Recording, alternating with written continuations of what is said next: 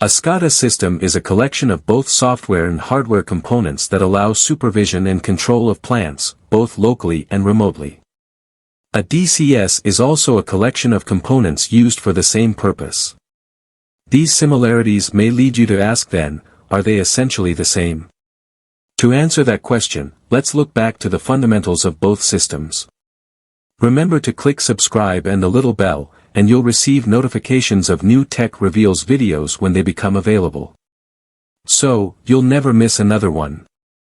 You may recall that a SCADA system is used to gather and present data to operators, make decisions about processes with the aid of operator input, and control plant functions based on those decisions. The DCS's role in plant automation is the same as the SCADA system. Since we already know that the role of the SCADA and DCS systems are essentially the same, let's try to compare and contrast the mechanisms used to handle those tasks versus the operations themselves. Let's start with the device that plant personnel use to interact with the automated processes. Human-machine interface or HMI panels are the primary graphical interface between the plant processors and processes and the operators interacting with and controlling those processes. We have provided a video previously on what is an HMI. The HMI panels can be procured from the same manufacturer as the controller, such as Siemens, Allen-Bradley, GE, and Schneider Electric, all of which produce their brand of HMI panels. There are also independent HMI panel manufacturers, such as Red Lion. Yet still, the HMI can be an industrial computer from Dell or any other manufacturer that meets the rugged requirements for the PC. While most of the manufacturers may have their own brand of HMI, typically, additional software is needed to program the HMI.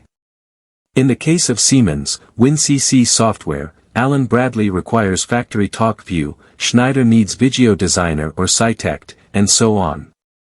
There may be some PLC HMI programming software that is integrated for the manufacturer, but for the most part, they are separate software packages requiring separate purchases.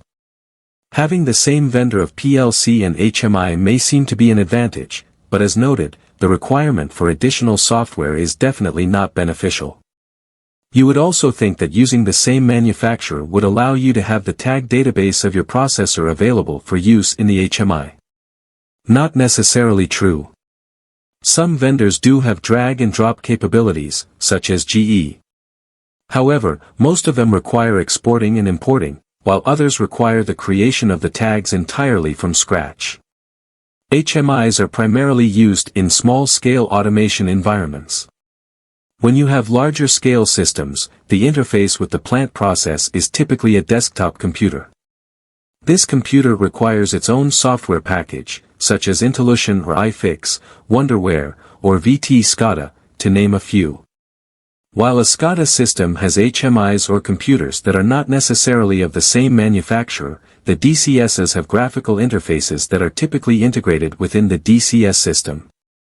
As you can imagine, this is a definite plus, as the requirement for additional software is not needed. And as a bonus, the tags within the DCS are available for use, without much additional effort.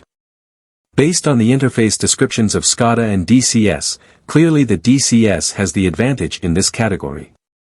Now, let's discuss the brains of the operation.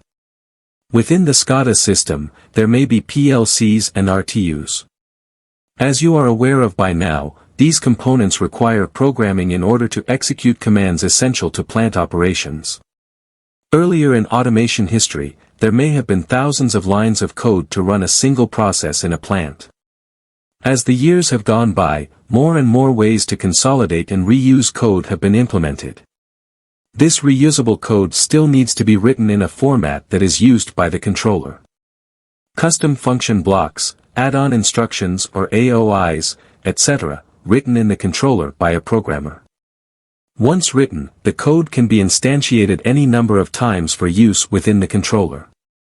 It may take quite a while to develop a library of code that can be used over many projects. While this was, at least in the earlier days, more cumbersome in the SCADA implementation, the DCS had many predefined functions that could be customized and deployed for various applications. This didn't eliminate the need to write code. However, it did help to facilitate faster integration because less time would be spent writing code for commonly used functions. Processing times are somewhat slower in the DCS versus the PLC SCADA environment. While this is not necessarily problematic, it could have an impact on processes that are very time-sensitive. Communications within a SCADA system can vary widely and have adapted to the changing technologies. While the DCS has also adapted, there are still some proprietary communications that can be challenging. It has been said that if safety is a priority, then the DCS is the route to go. However, nowadays, with the abundance of safety processors, a SCADA system may also be selected. To sum things up in today's market, there are not massive differences in the systems.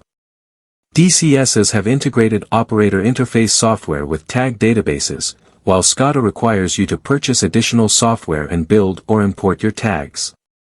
If you have a very time-sensitive process, SCADA systems may have a slight advantage as the processing time is faster. Need an open communication architecture? Use SCADA. Concerned about safety? Use DCS. As you can see, there are a lot of similarities between the two systems. Either way you go, hopefully this video has shed some light on both the similarities and differences between the two systems.